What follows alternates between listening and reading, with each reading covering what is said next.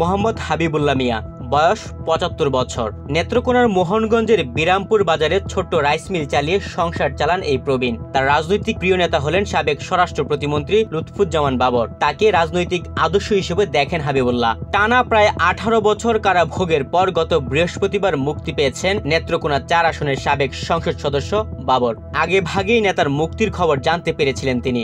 তাই তো নেতাকে এক নজর দেখার জন্য সন্তান সহ কয়েকজন মিলে গ্রাম থেকে ছুটে আসেন নগরে। ঢাকায় এসে গুলশান ২ বাবরের বাসার সামনে ভোর ৪টা থেকে মধ্য দুপুর পর্যন্ত ফুলের তোড়া হাতে নিয়ে অপেক্ষায় ছিলেন হাবিবুল্লাহ। রওনা দিছি রাতের ১২টায়।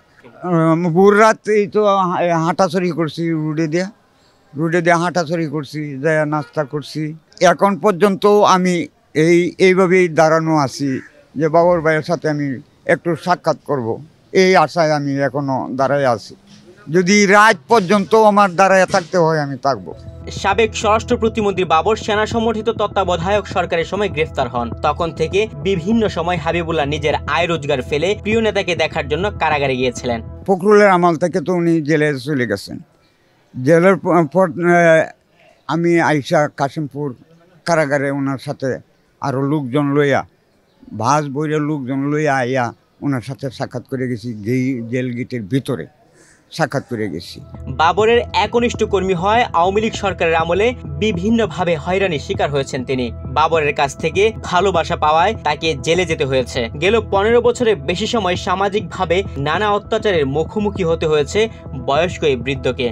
এই পর্যন্ত আওয়ামী লীগের লোকজনে আমার ছেলেরারে আমারে মামলা দিয়া এখন পর্যন্ত আওয়ামী লীগের লোকেরা আমার উপরে মিথ্যা মামলা দিয়ে রাখছে, হাজিরা দিতেছি। ১৮ সালে আমি ১ মাস ৮ দিন জেল কাটতে আইছি। উনিও বাবর ভাইও এটা জানেন যে আমি জেল কাটতে আইছি যে ১৮ সালে। দীর্ঘক্ষণ দাঁড়িয়ে থাকার পর প্রিয় নেতার সাক্ষাৎ পান হাবিবুল্লাহ। হাসি মুখে বেরিয়ে আসেন নেতার রুম থেকে। এ যেন হাজার বছরের স্বপ্ন পূরণের মতো ঘটনা। তাই তো খুশির জল গড়িয়েছে দু চোখ বেয়ে। হাত তুলে দেখিয়েছেন ভি চিহ্ন। আশা পূরণের পর সবাইকে নিয়ে আবারও গন্তব্যের উদ্দেশ্যে যাত্রা করেন হাবিবুল্লাহ। দীর্ঘ ১১ ঘন্টা পর বাবর ভাইয়ের সাথে সাক্ষাৎ হয়েছে।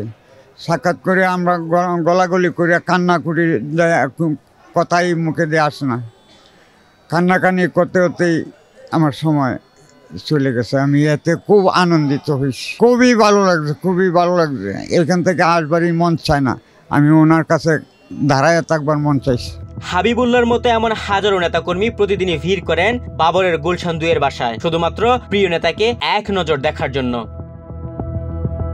তুহিন ভুইয়া, বাংলাদেশ প্রতিদিন।